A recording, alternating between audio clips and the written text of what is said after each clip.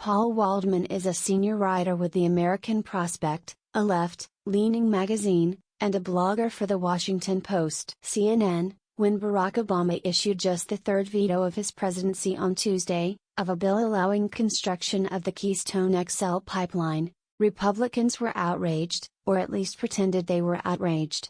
House Speaker John Boehner called it a national embarrassment, and Senate Majority Leader Mitch McConnell promised a vote to override the veto, as doomed an effort as every other piece of legislation Republicans hope to pass in the next 2 years. But maybe Obama wasn't cruelly crushing Republicans' hopes for the limitless economic bounty that the pipeline would bring, as it turned America into a tar sands fueled paradise of high wages and economic opportunity.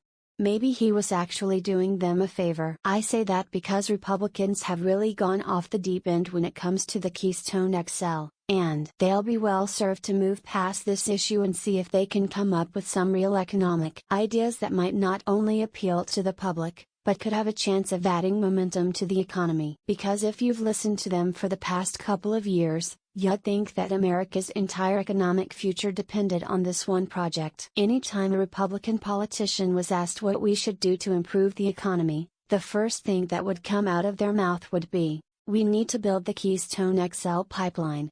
That's despite the fact that even under the most optimistic assessment, Keystone would have created 42,000 temporary jobs, and as few as 35 permanent jobs maintaining it. And those 42,000 included indirect jobs created by the spending on the pipeline, in every industry anyone could think of, from apparel to entertainment.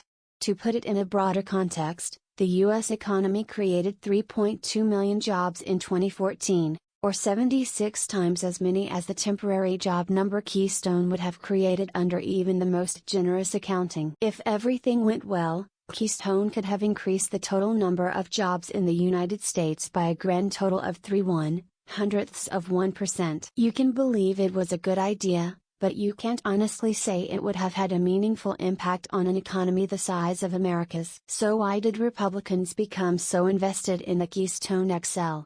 It isn't hard to understand.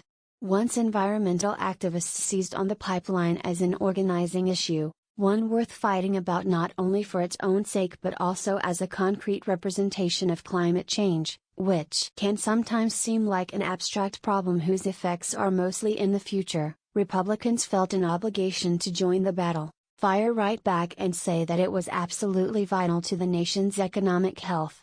And of course, it meant supporting the fossil fuel industry, and the GOP is still the party of drill, baby, drill. The longer the controversy dragged on, the more convinced Republicans became that building the pipeline was the most important thing we could do to get America back on its feet. But now that the Keystone drama is approaching its end, Republicans are going to have to come up with a new answer to the question of what they'd like to do to improve the economy. They have their old standbys: cut taxes, reduce regulations. But those are sounding rather stale at a time when people are concerned with inequality and stagnant wages. So perhaps now that they have no choice but to move beyond the Keystone XL, they'll come up with some creative ideas that might actually have a real impact on Americans' economic lives. Stranger things have happened. Read Knopinion's new Flipboard magazine. Follow us on Twitter @Knopinion. Join us on Facebook.com/Knopinion.